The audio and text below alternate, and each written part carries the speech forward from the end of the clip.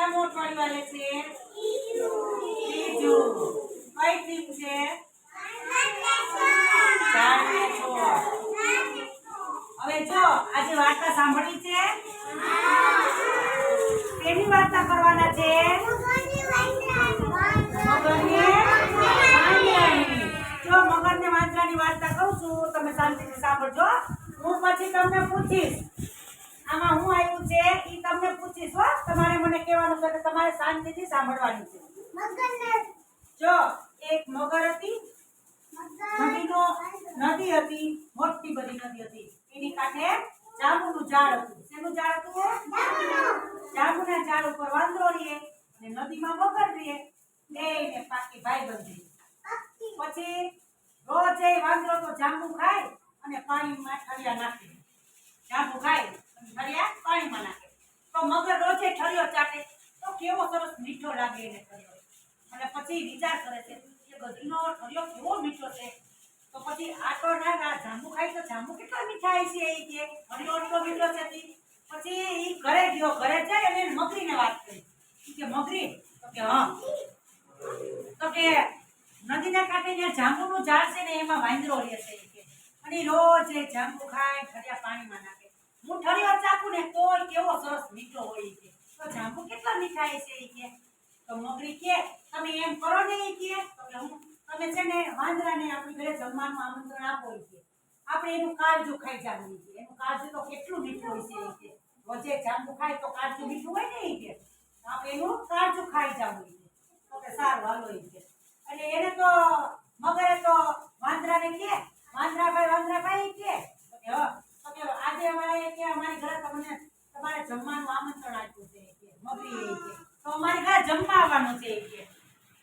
તો કે પણ હું તમારી ઘરે જમવા કેમ આવું કે હું તો કઈ નદી પાર થઈ આવું નહીં કે મારી કીને તો નદી ઉતરાય નહીં તો કેમ આવું કે. તો મગર કે તો તમે એમ કરો વાંદરાભાઈ કે તો કે શું તમે મારી પીઠ ઉપર બેસી જાઓ હું તમને સામે કાંઠે લઈ જાવી કે.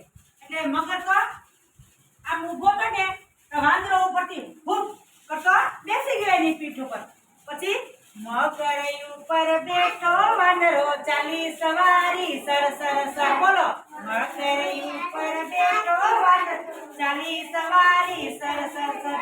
કાંઠો આવી ગયો એટલે ભૂપ દઈ ઉતરી ગયો વાંદરો અને નીચે ઉતરી ગયો. પછી મગર તો ભોળો હતો હાવ. મગર કે વાંદરાભાઈ તમને હાથે હાથું કહી દઉં કે તો કે શું ઈ કે તો કે છે ને અમારે ઘરે તમે આવો છો ને કે તો તમારું કાળજુ અમારે ખાવું છે કે તમે ગામડા ખાવ છો જાંબુડા કે તો કેવા મીઠા છે કે તો તમારું કાળજુ કેટલું મીઠું હોય કે એટલે અમારે તમારું કાળજુ કાઢીને ખાવું છે. વાંદરો તો પાકો હતો.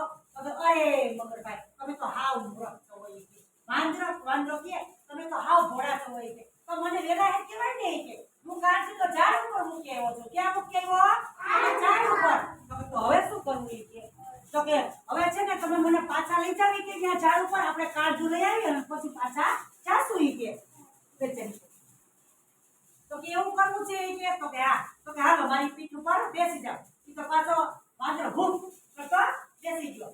મગર ઉપર બેઠો વાંદરો ચાલી સવારી સર સર સર. બોલો મગર ઉપર બેઠો વાંદરો ચાલી સવારી સર સર સર. તો કાંઠે ઝાડુ આવ્યું એટલે જાંબુના ઝાડ ઉપર ભૂપ કરી અને જાંબુના ઝાડ ઉપર બેસી ગયો. પછી એવું કહે છે વાંદરો કે મગરભાઈ તમે તો મૂર્ખ છો મૂર્ખ કે તો કે કાં તો કે કઈ કાળજુ ઝાડ ઉપર હોય કે કાળજુ તો આપણા શરીરમાં હોય કે કાળજુ ઝાડ ઉપર ન હોય કે અને આજથી તમારી ને મારી દોસ્તી ખતમ. તમે મારા ભાઈબંધ નહીં હવે કે એટલે કોઈ દી એવી દોસ્તી રખાય ખોટું બોલાય ના બોલાય. તો ઝાડવું શેનું હતું નદીને કાંઠે? જાંબુનું.